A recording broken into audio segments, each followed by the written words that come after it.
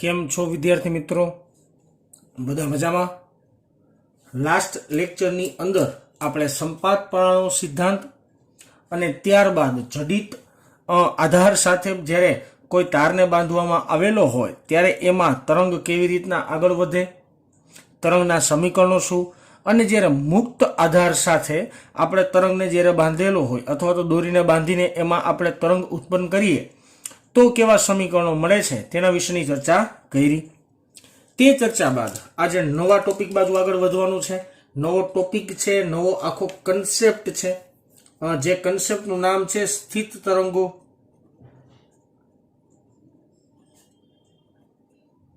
સ્થિત તરંગો ઇંગ્લિશમાં આને કહેવામાં આવે છે સ્ટેશનરી વેવ, અથવા તો આને સ્ટેન્ડિંગ વેવ કહેવામાં આવે છે. સ્ટેશનરી વેવ વધારે પ્રચલિત શબ્દ છે, અથવા તો આને સારી ભાષામાં સ્ટેન્ડિંગ વેવ પણ કહેવામાં આવે છે.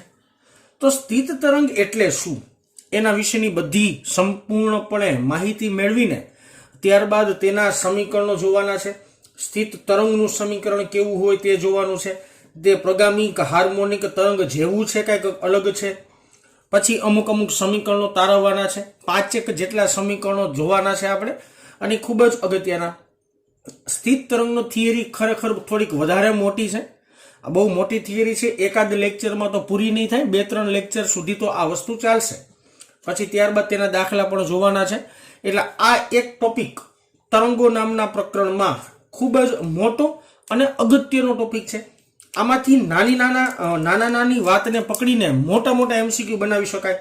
કેવી રીતના એમસીક્યુ બનશે એની પણ ચર્ચા આપણે સાથે સાથે આગળ જતા કરતા રહેશું.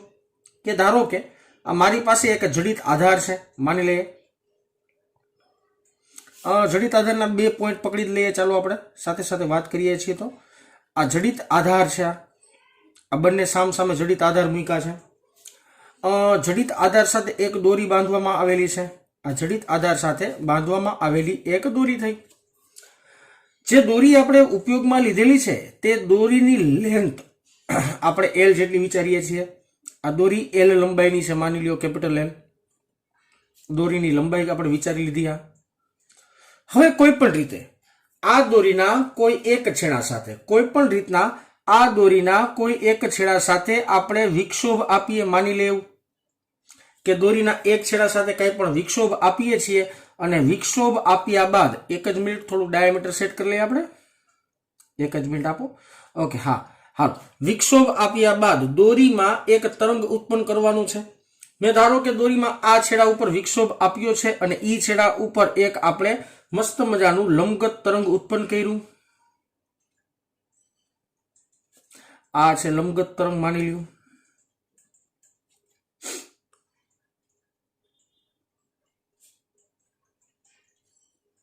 દોરીમાં વિક્ષોભ આપીને આવું મેં લંબગત તરંગ ઉત્પન્ન કર્યું. આ તરંગ આ દિશામાં આવી રીતના આગળ વધે છે, એ પણ ધ્યાનમાં રાખજો. આ તરંગ આવી રીતના આગળ વધે છે. હવે તમને ખ્યાલ છે વિદ્યાર્થી મિત્રો કે જડિત આધાર સાથે જ્યારે તરંગ ભટકાય ત્યારે તરંગનું પરાવર્તન કેવી રીતના થાય. જડિત આધાર સાથે જ્યારે તરંગ ભટકાય ત્યારે તરંગનું પરાવર્તન કેવી રીતના થાય છે તમને ખ્યાલ છે.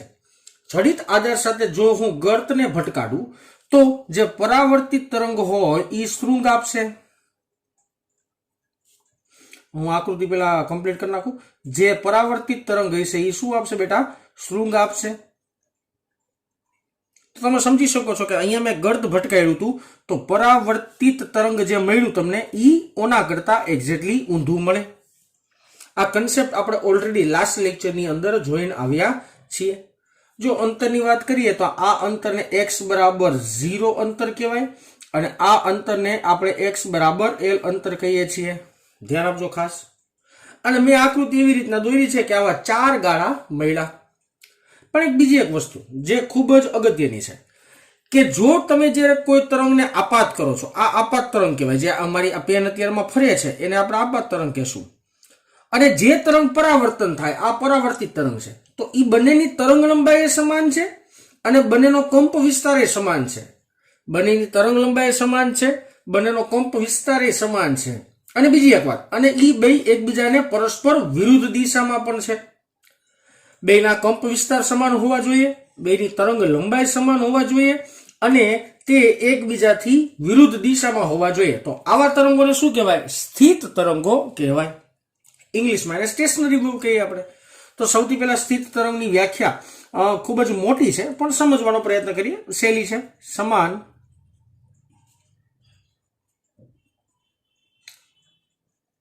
તરંગ લંબાઈ અને સમાન કંપ વિસ્તાર ધરાવતા તથા પરસ્પર વિરુદ્ધ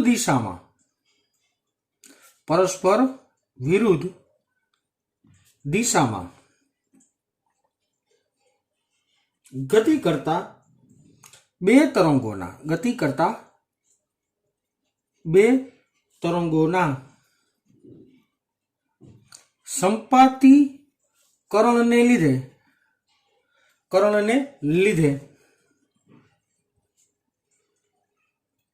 મળતું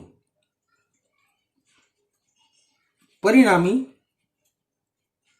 તરંગ કે જે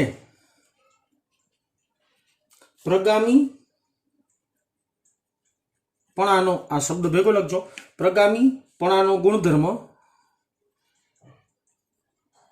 ગુણધર્મ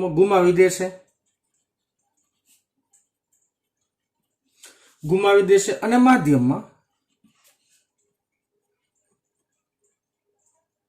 માધ્યમમાં સ્થિત ભાત ઉપજાવશે. તો આવા તરંગને સ્થિત તરંગ કહે છે.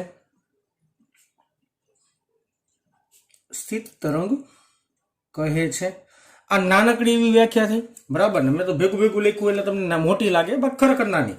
સમાન તરંગ લંબાઈ અને સમાન કંપ વિસ્તાર. જોજો, આની તરંગ લંબાઈ સમાન છે, આનો કંપ વિસ્તાર એમ્પ્લિટ્યુડ જોવા જાવ તો એ પણ સમાન છે. મારી આકૃતિમાં નથી દેખાતું વાત તો હકીકત છે, પણ હોય ખરેખર. સમાન તરંગ લંબાઈ અને સમાન કંપ વિસ્તાર ધરાવતા પરસ્પર વિરુદ્ધ દિશામાં, તમે જોઈ શકો છો બેટા, આપાત તરંગ જે દિશામાં ગતિ કરે છે ને એના કરતા વિરુદ્ધ દિશામાં પરાવર્તિત તરંગ ગતિ કરે છે. વિરુદ્ધ દિશામાં ગતિ કરતા બે તરંગો એકબીજા પર સંપાત થાય છે. સંપાતથી એકબીજા પર ભટકાણા બેટા. સંપાતીકરણને લીધે મળતું પરિણામી તરંગ હોય કે જે પ્રગામીપણાનો ગુણધર્મ ગુમાવી દે. પ્રગામીપણાનો ગુણધર્મ શું છે? તો કે પ્રગામીપણાનો ગુણધર્મ એટલે તરંગ માધ્યમમાં આગળ વધતું જવું જોઈએ. ખરેખર આમાં તરંગ એકબીજા પર સતત સંપાત થઈ રાખે છે. તો પ્રગામીપણાનો ગુણધર્મ ગુમાવી દેશે અને માધ્યમમાં સ્થિત ભાત ઉપજાવશે. આને સ્થિત ભાત કહેવાય. એટલે મતલબ ફિક્સ પિક્ચર, એક જ પિક્ચર ઉપજાવે. અને તો આવા તરંગને શું કહેવામાં આવે છે? સ્થિત તરંગ કહેવામાં આવે છે. Okay done. આ સ્થિત તરંગની વ્યાખ્યા થઈ, ખૂબ જ અગત્યની, ધ્યાન રાખવાની. હવે એક કામ કરીએ, આપણે સ્થિત તરંગ માટે સ્થિત તરંગનું તરંગ સમીકરણ બનાવીએ. તરંગ સમીકરણ બનાવવા માટે સૌથી પહેલા પ્રગામી હાર્મોનિક તરંગનો જ આપણે બેઝિક ઉપયોગ તો લેવો પડશે. તો અહીં આપાત તરંગનું સમીકરણ પહેલા બનાવીએ. સૌથી પહેલા આપાત તરંગનું સમીકરણ બનાવો. આપાત તરંગનું સમીકરણ શું કહેશું?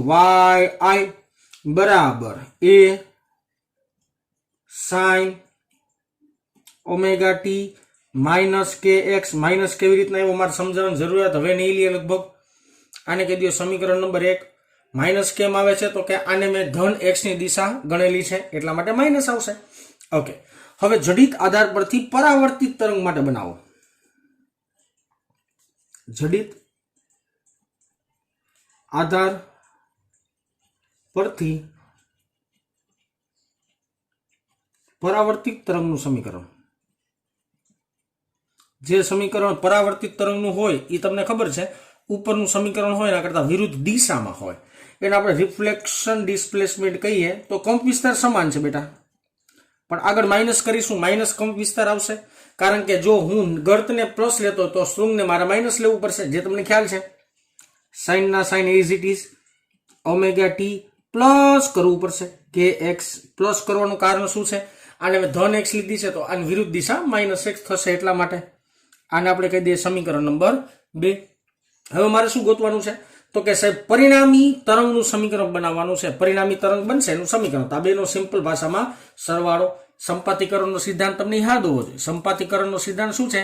તો કે પરિણામી સ્થાનાંતર પ્રત્યેક એક તરંગના સ્થાનાંતરના સદિશ સરવાળા જેટલું હોય છે. તો હવે સંપાતીકરણના સિદ્ધાંત પરથી જ વાત કરીએ છીએ. સંપાતપણાના સિદ્ધાંત પરથી પરિણામી તરંગનું સમીકરણ.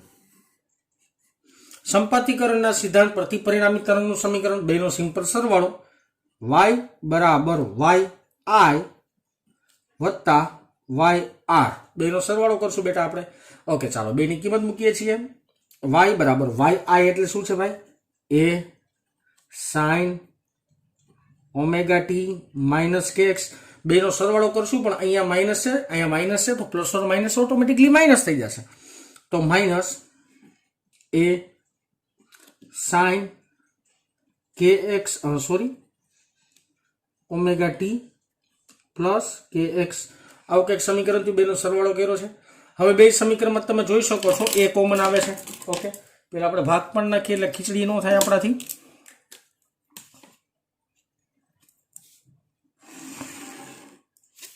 Okay, done. ઓકે, હવે જો બે સમીકરણમાંથી અહીંથી એ કોમન કાઢી શકશું આપણે, બરાબર ને? ચાલો એ કોમન કાઢીએ. y બરાબર એ કોમન છે. બ્રેકેટની અંદર શું વધશે મારી પાસે? sin omega t minus kx minus sin omega t plus kx. આવું સમીકરણ બન્યું. અહીંયા તો પ્લસ જ છે ને અહીંયા માઇનસ છે, વચ્ચે પ્લસ ઓર માઇનસ ઉપરથી માઇનસ. હવે મારી પાસે એક ગણિતનું સૂત્ર છે મસ્ત મજાનું, જે સમીકરણ મેં ઓલરેડી આગળ ઉપર કીધેલું છે. પછી તો યાદ ન હોય તો યાદ દેવડાવું છું તમને. આ સૂત્ર છે, તો સૂત્રને આપણે છેલ્લે પછી એક કામ કરો, પહેલા જ બોક્સ બનાવી નાખો ભાઈ. જોજો બેટા, કેલ્ક્યુલેશન બહુ વધારે છે, બાકી કાંઈ નથી. Sine alpha minus sign beta is equal two 2 cos alpha plus beta ના છેદમાં 2 into sine alpha minus beta ના છેદમાં 2. તો આવું મારી પાસે ગણિતનું એક સૂત્ર છે. તો આ સૂત્રનો ઉપયોગ કરીને આજે આ પદ છે, આ પદ આવડું આ પદ, એને આપણે આલ્ફા કહી દઉં. આ પદને આપણે શું કહી દઈએ? બીટા કહી દઈએ. હાલો સાદુરૂપ આપી દઉં. જો કે સાદુરૂપ મનમાં જ દઈ હગાય એવું છે. પછી તો હું વ્યવસ્થિત સમજાવું છું. y બરાબર a, થોડુંક ડાયરેક્ટ એક સ્ટેપ કાપું છું પણ ડાયરેક્ટ સમજાવું છું. જો નિરાતે જો, આ sine alpha minus sign beta છે. તો સૌથી પહેલા કેલ્ક્યુલેશન શું આવે? 2 કોસ. હવે સાંભળજો, આલ્ફા પ્લસ બીટા એટલે omega T minus kx plus omega t plus kx. Omega T minus kx plus omega t plus kx. એટલે સૌથી પહેલા નિરાતે જુઓ તો kx ઉડી ગયા. આ માઇનસ એના પ્લસ છે, kx ઉડ્યા. વધ્યું શું મારી પાસે? 2 ઓમેગા ટી. આ 2 ઓમેગા ટી છેદમાં સમીકરણ અનુસાર 2. સમીકરણ અનુસાર 2 જો અહીં છેદમાં 2 છે ને, તો એ 2 એમનો લખ્યા ઇન્ટુ સાઇન એમનો. હવે બેની બાદ બાકી omega T minus kx minus omega t plus kx. તો ઓમેગા ટી ઉડ્યા, વધ્યું માઇનસ 2 kx. અને સમીકરણમાં છેદમાં બગડો છે એ પ્રમાણે બગડો લઈ લીધો. આ છેદનો બગડો મેં કિંમત મૂકી ખરા પણ બોલ્યો છું, બરાબર ને? મેં લખ્યું નથી, સાદુરૂપ મેં લખી નાખ્યું છે. એ તમે સમજી શકો છો કે મેં કેવી રીતના સાદુરૂપ આપ્યું. હવે જો, અહીંયા 2 અહીંયા 2 અહીંયા 2 અહીંયા 2 કેન્સલ આઉટ થઈ ગયા. મારી પાસે શું વધ્યું? y બરાબર આ માઇનસને આગળ જ લખીએ છીએ એટલે માઇનસ 2a સાઇન વાળા પદને આગળ લખીએ sine kx into cos omega t. આવું કંઈક સમીકરણ વધ્યું. અને આ છે મારો ફાઇનલ આન્સર. આ છે સ્થિત તરંગનું સમીકરણ, જે પ્રગામી હાર્મોનિક તરંગના સમીકરણ જેવું જરાય નથી. પ્રગામી હાર્મોનિક તરંગના સમીકરણની અંદર વિધેય omega t plus or minus kx આવતું હતું, જ્યારે અહીંયા એવું કંઈ આવતું નથી. એક વસ્તુ ખાસ યાદ રાખવાની કે આ સમીકરણને જોતા તમને પ્રગામી તરંગમાં શું હતું ને ધ્યાનમાં રાખવું પડશે. એટલે આ સમીકરણ ઉપરથી એક સિમ્પલ વસ્તુ લખીએ કે આ સમીકરણમાં, કારણ કે છેલ્લે વાંચતા હશું ને ત્યારે યાદ નહીં આવે, અત્યારમાં તો હું બોલું એટલે યાદ હશે. આ સમીકરણમાં F omega t plus or minus કે એક્સ જેવું વિધેય નથી. જો વિધેય હોય તો એના પ્રગામી હાર્મોનિક તરંગનું સમીકરણ આપણે કહી દે, પણ એ વિધેય નથી એટલા માટે કંઈક અલગ સમીકરણ છે. બીજી એક વાત કહી દે જે અગત્યની છે, આ સમીકરણ જે છે આ સમીકરણને સ્થિત તરંગનું સમીકરણ કહે છે. અહીંયા લખી દઉં છું, આ સમીકરણને સ્થિત તરંગનું સમીકરણ છે. આ સમીકરણ સ્થિત તરંગનું સમીકરણ જ છે. આ સમીકરણ મોસ્ટ એમપી. બીજી એક અગત્યની વાત છે આપણા માટે જે ધ્યાનમાં લેવા જેવી છે ઈ કે સમીકરણમાં જે આ આગળનું સ્ટેપ આવે છે, આટલું સ્ટેપ હું ગ્રીન પેનથી હાઇલાઇટ કરું છું, આટલું સ્ટેપ, આ સ્ટેપને કહેવામાં આવે છે સ્થિત તરંગનો કંપ વિસ્તાર. એને આપણે શું કહેશું? સ્થિત તરંગનો કંપ વિસ્તાર. ખાસ ધ્યાનમાં રાખજો અને ખાસ યાદ પણ રાખજો કે સ્થિત તરંગનો કંપ વિસ્તાર કોને કહેવાય. તો સમીકરણમાં આવતું સ્ટાર્ટિંગનું સ્ટેપ છે આપણી પાસે -2a sin kx, -2x sin kx. એટલા સ્ટેપને જ કહેવામાં આવે છે સ્થિત તરંગનો કંપ વિસ્તાર. અને આ આખું જે સમીકરણ છે y બરાબર -2a sin kx into cos omega t, તો આ સમીકરણને કહેવામાં આવે છે સ્થિત તરંગનું સમીકરણ. તો આ સિમ્પલ અને બેઝિક ચર્ચા થઈ સ્થિત તરંગના સમીકરણ અંગેની. હવે આપણે સ્થિત તરંગની અંદર ભણવામાં આવતા અમુક શબ્દો જોવાના છે. હવે આમાંથી ભૂલથી મારાથી અમુક ટપકા થઈ ગયા છે જે તમે જોઈ શકો છો આકૃતિમાં. એ ટપકાને આપણે દૂર નથી કરી શકીએ એમ, એટલા માટે હવે હું આકૃતિમાં જે ટપકા કરું ને એ હું યાદ રાખીને રેડ પેનથી કરીશ, એટલા માટે તમને થોડુંક અલગ દેખાય. અને રેડ પેનના ટપકા ધ્યાનમાં લેવાના. જે રેડ પેનના આની ઉપર જે રેડ પેનના ટપકા કરીશ ને એ તમારે ધ્યાનમાં લેવાના છે ખાસ કરીને, તો જે ધ્યાનમાં રાખજો. તો હવે આપણે સ્થિત તરંગને અનુલક્ષીને અમુક શબ્દો જોવાના છે. ચાલો જોઈએ. પહેલો શબ્દ છે વિદ્યાર્થી મિત્રો, શબ્દનું ઇંગ્લિશ વર્ડ પણ ધ્યાનમાં રાખવાનો, નિષ્પંદ બિંદુઓ. નિષ્પંદ બિંદુઓ કહેવામાં આવે છે. અને ઇંગ્લિશમાં જેને આપણે કહેશું નોડ્સ, NODE, નોડ. ખાસ ઇંગ્લિશ વર્ડ પણ ધ્યાનમાં લેજો. ઘણી બધી જગ્યાએ ખાલી ઇંગ્લિશ વર્ડ જ ઉપયોગમાં લે છે, ગુજરાતી શબ્દ લખતા જ નથી. નિષ્પંદ બિંદુઓ અને એને ઇંગ્લિશમાં કહેવાય નોડ, અને વધારે હોય તો નોટ્સ બોલવામાં આવે છે. તો નિષ્પંદ બિંદુ એટલે શું તેની વ્યાખ્યા ઉપરથી જઈએ એટલે સમજાઈ જશે કે સ્થિત તરંગમાં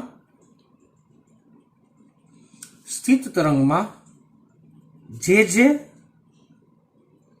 બિંદુઓ એ કંપ વિસ્તાર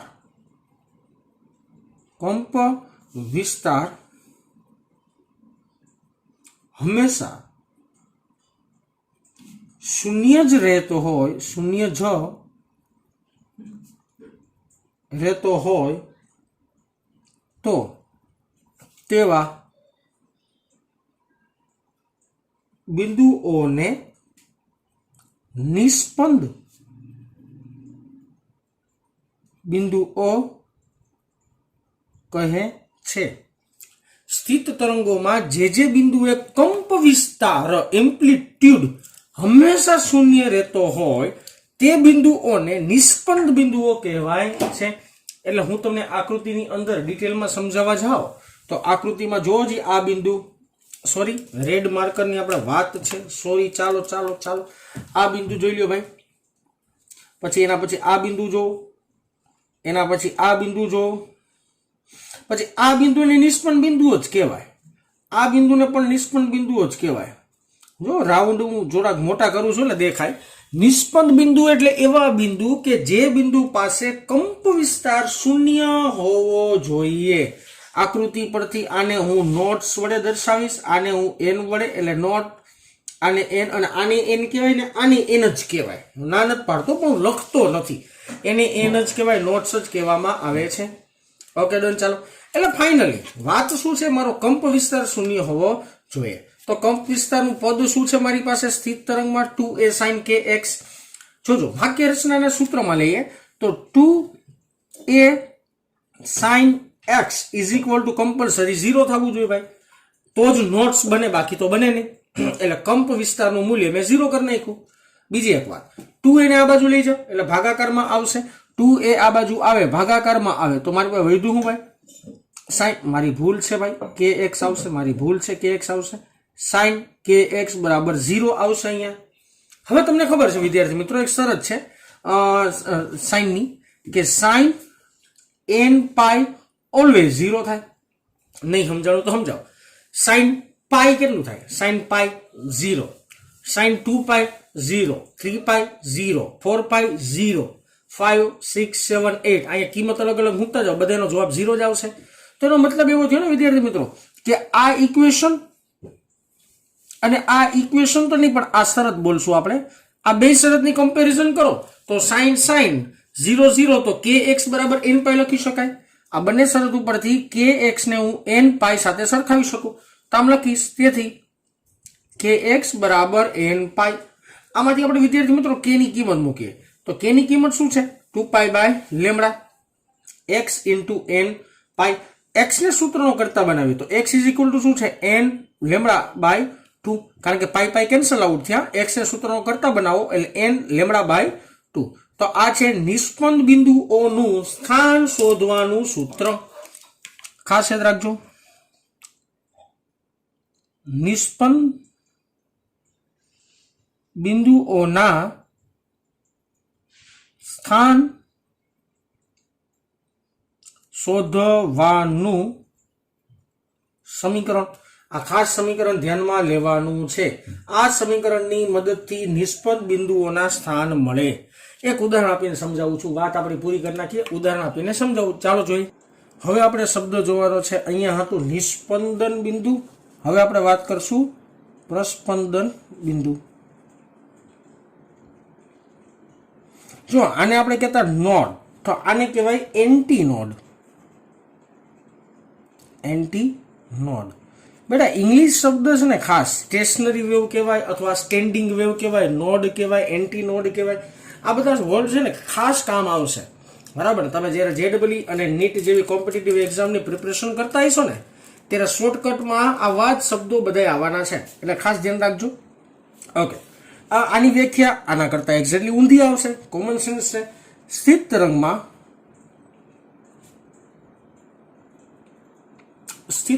જે બિંદુઓ એ કંપ વિસ્તાર,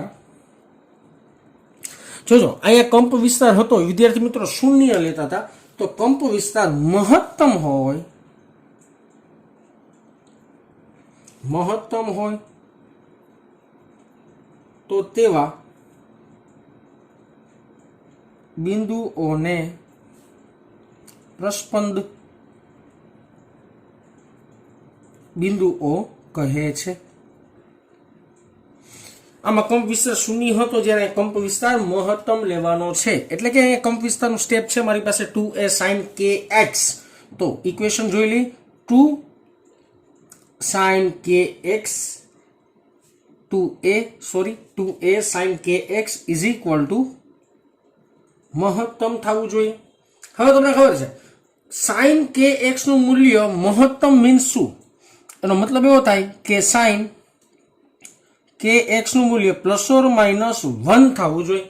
sin kx નું મૂલ્ય +or -1 થવું જોઈએ. હોય ત્યારે આવું હોય લખી દો, ત્યારે કંપ વિસ્તાર મહત્તમ થાય, કંપ વિસ્તાર મહત્તમ બને. sin kx બરાબર +or -1 હોય ત્યારે કંપ વિસ્તાર મહત્તમ બનતો હશે. એનો મતલબ એવો થયો ને વિદ્યાર્થી મિત્રો કે 2a વાળું જે પદ છે, આમાંથી જે 2a વાળું પદ છે એ 2a વાળા પદને શું કહેવાય? મહત્તમ કંપ વિસ્તાર કહેવાય. ખાલી જે 2a વાળું પદ છે ને આપણે કહેશું મહત્તમ કંપ વિસ્તાર. આખા પદને કંપ વિસ્તાર કહેવાય, પણ ખાલી 2a આવે, જો આની જગ્યાએ sin kx ની જગ્યાએ +or -1 આવે તો 2a વધે તો એને મહત્તમ કંપ વિસ્તાર કહેવાય. એનો મતલબ એવો થયો ને કે sin kx બરાબર +or -1 થવું જોઈએ. તો જો વિદ્યાર્થી મિત્રો સાઇનનું એક સૂત્ર, sin 2n-1 π/2 નો જવાબ હંમેશા +or-1 આવે।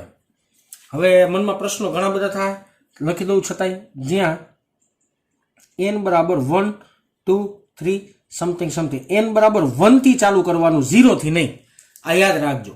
શું કરવા એનું રીઝન એની વાત કરીએ। ચાલો હવે થોડી વાતો જ કરવાની છે મસ્ત મજાની। n ની જગ્યાએ પહેલા 1 મૂકો, n ની જગ્યાએ પહેલા 1 મૂકો એટલે 2 ગુણ્યા 1 એટલે 2 -1 એટલે 1 π/2, તો sin π/2 શું થાય +1। 2 મૂકો, 2 દુ 4, 4 - 1 એટલે 3, 3 π/2, 3 π/2 થાય એટલે -1। તો આ શરતનું પાલન કરવામાં આવે તો sin ની કિંમત +or-1 આવે। બીજી એક વાત, જો એ તમે વચ્ચે સરવાળાની નિશાની કરો છો તો n બરાબર 0 લઈ શકાય। જો તમે આગળ માઇનસની નિશાની લખો તો તમારે n 1 થી ચાલુ કરવું પડે। 12મા ધોરણમાં તરંગ પ્રકાશ શાસ્ત્રમાં આ બે શરત આવવાની છે। આ બે શરત જેમાં બ્રેકેટમાં લખી છે ને, બે કામ આવશે દીદી યાદ દેવડાવીશ। તો એનો મતલબ એવો હતો ને વિદ્યાર્થી મિત્રો, જે કે kx છે, kx એ કોને સમતુલ્ય ગણાય? 2n-1 π/2 ને સમતુલ્ય ગણાય। sin કાઢી નાખો, +or-1 કાઢી નાખો। અહીંયા જેમ શરતને કમ્પેરિઝન કરી તેમ જ કમ્પેરિઝન આપણે કરી, આ અને એની બાજુની શરતને આપણે કમ્પેર કરી, બરાબર ને? ઓકે, આમાંથી કેની કિંમત મૂકી દો ભાઈ, એટલે 2π/λ થાય, ઇઝ ઇક્વલ 2π/λ ઇન્ટુ x તો છે જ, સોરી, આ છે 2n-1 π/, બે બાજુથી π ઉડી જવાનું છે। તમે x ને સૂત્રણ કરતા બનાવો, x ઇઝ ઇક્વલ ટુ શું આવશે? 2n-1 λ/4 આવશે। λ/4 2 4 થઈ ગયા, આ જવાબ આવ્યો। આ જવાબ છે પ્રસ્પન બિંદુઓના સ્થાન શોધવાનું સમીકરણ। પ્રસ્પન બિંદુઓના સ્થાન શોધવાનું સમીકરણ, પ્રસ્પન બિંદુના સ્થાન શોધવાનું સમીકરણો। આ સમીકરણ ખાસ અગત્યનું, અહીંયા થોડુંક રેડ પેનથી પણ આવી રીતના ચોખંડું કરી દઉં હું। આ એ કામનું છે, આ એ કામનું છે। MCQ ની અંદર આ સાહેબ આ બધા ઇક્વેશન આવવાના છે, ધ્યાન રાખવાનું ખાસ કરીને તો આવા સમીકરણોમાં। ઓકે, ડન, આનો બે ઇક્વેશન થયા। હવે નિરાતે વિચારો, પ્રશ્ન બિંદુનો કંપ વિસ્તાર કેવો થવો જોઈએ? મહત્તમ। જો આ જગ્યાએ કંપ વિસ્તાર મહત્તમ છે, તો આને કહેવાય પ્રશ્ન બિંદુ A।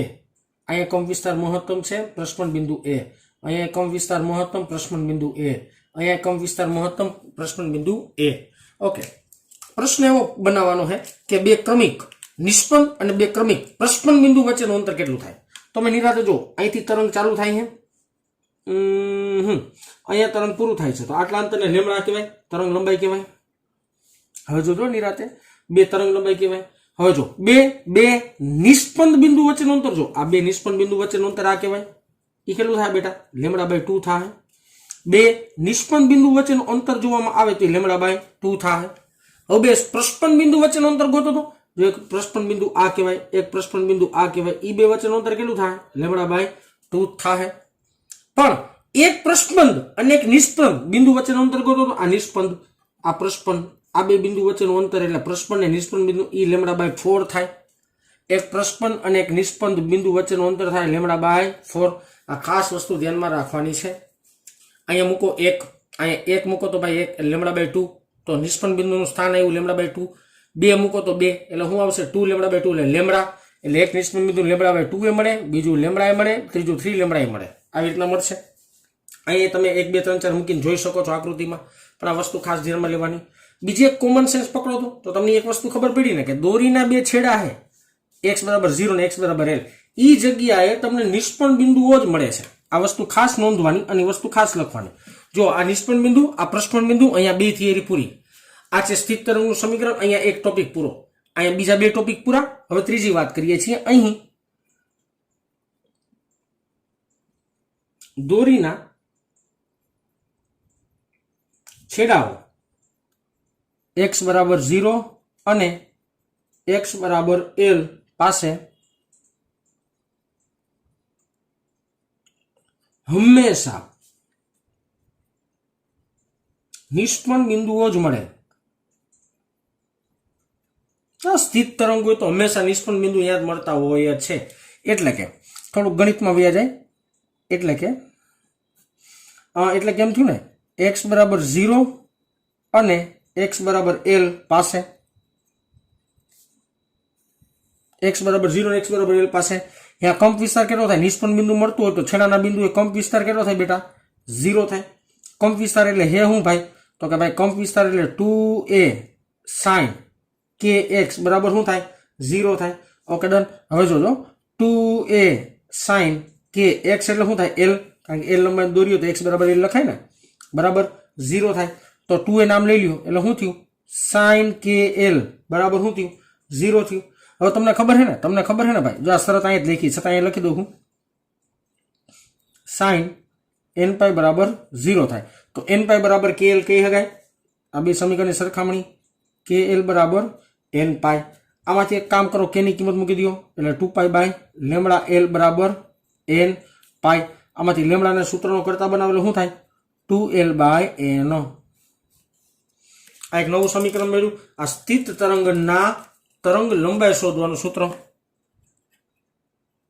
स्थित तरंगनी ओके नत देखातुं स्थित तरंगनी तरंग लंबाई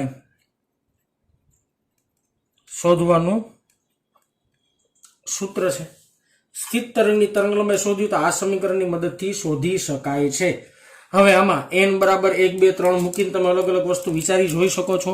आमां तमे n बराबर 1 2 3 मूकीने तमे अलग अलग तरंग लंबाई शोधी शको छो। एना विशेनी चर्चा कर लई। जग्यानो अभाव छे आई नो એટલા માટે અહીંયા થોડુંક લખું છું। જો આ પેલો આ બીજો આ ત્રીજો હવે ચોથું ભાગ અહીંયા લખું એટલે સમજો થોડુંક જગ્યા હે તો જગ્યાનો લાભ લઈ લે આપણે અને પ્રોપરલી ખબર પણ પડી જાય શું વાત છે। એક જ પેજમાં આવે ને તો કનેક્ટિવિટી રહે થોડીક। ઓકે હવે જો આ સમીકરણમાં n બરાબર અહીંયા લખું છું એટલે મેરો માર દઉં તમને n बराबर 1 2 3 4 5 अलग अलग मूकी राखो तो आम लखीए ने n बराबर 1 2 3 वगैरह मुकता लेमड़ा बराबर 2l एक मळे l पछी एक मळे 2l बाय 3 तेवी अमुक निश्चित तरंग लंबाई वाळा ज स्थित तरंग शक्य छे।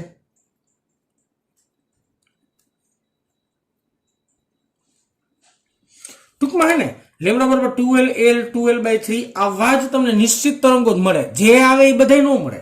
अनो समजाणो ने जो समजाव आ एक दृढ़ आधार निरातो आ दोरी में विक्षोभ उत्पन्न करो जी। आ विक्षोभ उत्पन्न थयो आवो एक तरंग मेळ्युं एक तरंग मेळ्युं तो आ आखुं तरंग नो कहेवाय अर्धुं तरंग कहेवाय। तो अहीं लंबाई केटली थई बेटा l बराबर लेमड़ा बाय 2 थयुं l बराबर लेमड़ा बाय 2 थयुं तो लेमड़ा इज इक्वल टू शुं थयुं 2l थयुं। तो आ तरंग लंबाईनुं तरंग मळे अथवा तो उभा हजी एक उदाहरण आपी दઉં એટલે સમજી જાય।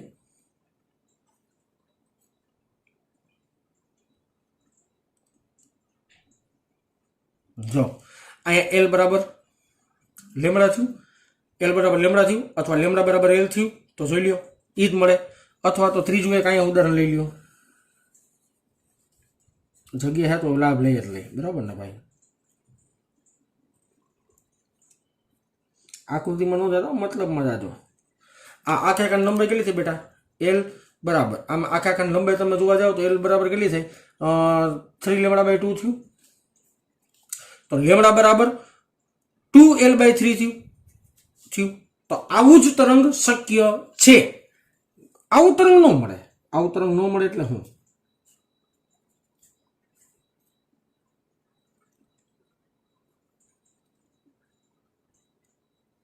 आवुं तरंग न मळे। आ नथी एक नथी अर्धु नथी दोढ आ कंईक विचित्र आंकड़ो है। आवुं तरंग न मळे। का तो तरंग अर्धु मळे का तो 1 मळे का तो दोढ मळे का तो 2 मळे का तो 2.5 मळे का तो 4 मळे आ 3 मळे आवा तरंगो मळे पण कोई दिवस आवी रीतना तरंग मळशे नहीं। तो आ याद राखवानुं आ तरंग लंबाईनुं सूत्र है। हजी एक आपणे समीकरण जोवानुं छे आवृत्तिनुं बराबर ने। तो आ पेज पर केटला समीकरण आवे समीकरण एकवार तमने देखाड़ी दઉં नजरनी सामे एकवार लेवडावी लઉં बधाय समीकरण जे जोई लई। एक तो एक आ एमां आ पदने कंप विस्तार कहेवाय एक तो आ बीजू आ त्रीजू आ बराबर 4 सूत्र भण्या आ पेज पर। आ 4 सूत्र खास ध्यानमां राखवाना। हजी एक सूत्र भणवा जई रह्या छीए आवृत्तिनुं पछी आजनो लेक्चर पूरो थशे। चालो जोईए टॉपिक स्थित तरंगनो चालू छे। एना जूना समीकरणो केटला અહીંયા થોડાક એકવાર યાદીના સ્વરૂપે તમને લખી દઉં છું એટલે ધ્યાનમાં રહીએ. સ્થિત તરંગનું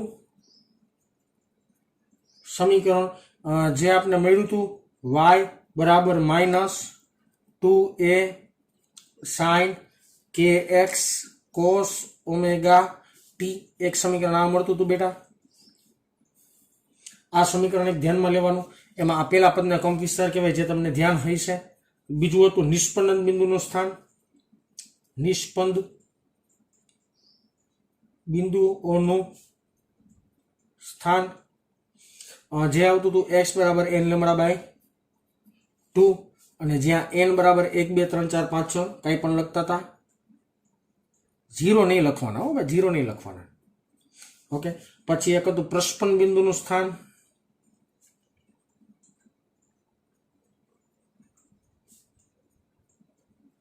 પ્રસ્પન બિંદુનું સ્થાન તમને મળતું હતું x બરાબર 2n - 1 લેમડા બાય 4 જ્યાં n ઇઝ ઇક્વલ ટુ 1 2 3 લખતા હતા. કંઈક ચોખવટી કરી થાય, પ્લસ કરો ને તો 0 લખી શકાય ખરું, ખોટું નથી. તમે ટેક્સ્ટ બુકમાં અહીંયા પ્લસ વાળું પદ જોશો અને અહીંયા 0 થી સ્ટાર્ટિંગ જોશો તો એમાં નવીન ન લાગવું જોઈએ, બરાબર ને. પછી બીજું એક હતું L લંબાઈની દોરીમાં રચાતા સ્થિત તરંગની તરંગ લંબાઈ લખી દઉં. L લંબાઈની દોરીમાં રચાતા સ્થિત તરંગની તરંગ લંબાઈ lambda is equal to 2l by n. આવું કંઈક સમીકરણ મળતું હતું જ્યાં n ઇઝ ઇક્વલ ટુ પાછું 1 2 3. હવે આપણે વાત કરવાની છે સ્થિત તરંગની તરંગ લંબાઈના સમીકરણ પરથી આવૃત્તિનું સૂત્ર જોવાનું છે. ઓકે ને. તો અહીંથી જ આપણે હેડિંગ આપી દઈએ આવૃત્તિ માટે. અહીંયા ચાલુ કરી દઈએ સ્થિત તરંગની તરંગ લંબાઈ પરથી ઉપર સૂત્ર લખ્યું છે. સ્થિત તરંગ લંબાઈ આવડી હતી lambda is equal to 2l by n પરથી. હવે આવૃત્તિ અને તરંગ લંબાઈ વચ્ચેનો સંબંધ તમને યાદ હોવો જોઈએ.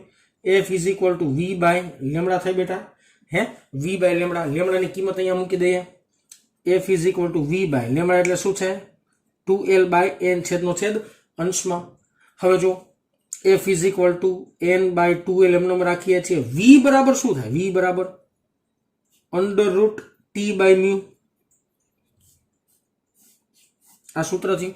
v બરાબર under root t by mu. ક્યાંથી લખ્યું? લંબગત તરંગની ઝડપનું સૂત્ર છે આ. લંબગત તરંગમાં ધ્વનિની ઝડપનું આ સૂત્ર છે. લંબગત તરંગ, કારણ કે દોરીમાં ઉદ્ભવતા તરંગ લંબગત જ હોય એટલા માટે મેં લંબગત તરંગનું સમીકરણ લખેલું છે. ઓકે. તો આ મેઇન ઇક્વેશન થયું, આ પણ ઇક્વેશન થયું. આ બંને ઇક્વેશન ધ્યાનમાં રાખવાના, મોસ્ટ આઈએમપી છે.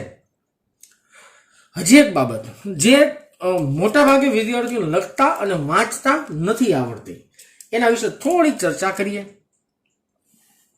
અને એ ચર્ચા ઉપરથી જ આવતા લેક્ચરમાં દાખલાઓ બનશે. એ ચર્ચા ઉપરથી જ આવતા લેક્ચરમાં દાખલાઓ થશે, બરાબર ને. આના પછીના લેક્ચરમાં થિયરી ભણાવી દઈશ. ઓપન પાઇપ ક્લોઝ પાઇપ કરીને થિયરી આવે એ ભણી લેશું અને એના પછીના લેક્ચરમાં દાખલા કરશું. સૌથી પહેલા n બરાબર 1 લેતા જોજો નિરાતે. હું જે શબ્દ કહું છું શબ્દ ખાસ શીખવાના હે. f1 અહીંયા 1 લઈ લ્યો, અહીંયા 1 લઈ લ્યો એટલે v બાય 2l થઈ જાય. v by 2l. તો આ જે સમીકરણ મળ્યું ને, આ સમીકરણમાં જે આવૃત્તિ મળી ને, આવૃત્તિ એને કહેવાય મૂળભૂત આવૃત્તિ અથવા તો તેને કહેવામાં આવે છે પ્રથમ હાર્મોનિક. બેટા ગુજરાતી શબ્દ ખાસ ધ્યાન રાખજો, બહુ અઘરા નથી પણ યાદ રાખવા પડશે. n બરાબર 2 લેતા, n બરાબર 2 લ્યો અને 2 મૂકો એટલે 2v બાય 2l થાય. ઉડાડવું નથી કાંઈ, ઉડાડવું નથી. f2 લખી નાખીએ અહીંયા, તો અહીંયા થશે 2v by 2l. v by 2l એટલે શું થાય? પાછું f1 થાય. તો આને આમે લખાય ને 2f1. ઉડાડતા નહીં કાંઈ, છેદ ન ઉડાડતા. તો આને આપણે કહેશું, આને નામ આપશું દ્વિતીય હાર્મોનિક. દ્વિતીય હાર્મોનિક અથવા તો પ્રથમ ઓવરટોન. આ શબ્દ યાદ રાખજો, દાખલામાં કામ આવશે. પછી n બરાબર 3 લેતા, હું 2-3 સમજાવી દઉં એટલે ધ્યાન મારીએ. f3 લખી નાખીએ એટલે અહીંયા આવશે 3v/2l, એટલે અહીંયા આવશે 3f1. આને કહેવાય તૃતીય હાર્મોનિક, થર્ડ હાર્મોનિક, થર્ડ, અથવા તો આને કહેવામાં આવે છે દ્વિતીય અથવા તો સેકન્ડ ઓવરટોન. પછી n બરાબર 4 લઈને એક છેલ્લું કહી દો. n બરાબર 4 લેતા એટલે 4 is equal two 4v/2l is equal two 4f1. આને કહેશું આપણે ફોર્થ હાર્મોનિક,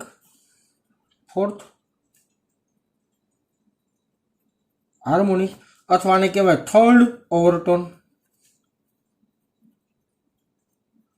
આ બધા શબ્દો યાદ રાખવાના છે.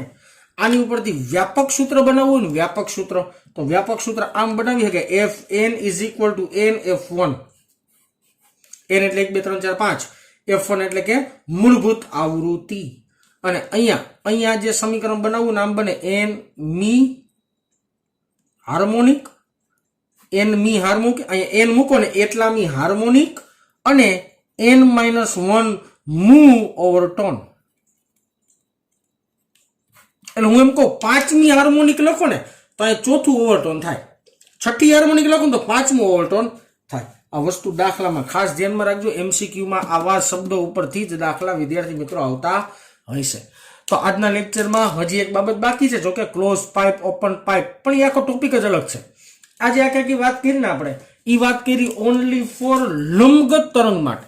જ્યારે પાઇપની અંદર આવી સ્થિત તરંગો પેદા કરશું ને એ સંગત તરંગ માટે હોય, એટલે બે ખીચડી ન થઈ જાય, પાછા બેના સમીકરણો સરખા જેવા જ આવે છે. તો ખીચડી ન થાય એટલા માટે બાકી રાખીએ છીએ, નેક્સ્ટ લેક્ચરમાં જોશું. તો ચાલો આજે અહીંયા સુધી રાખી દઈએ.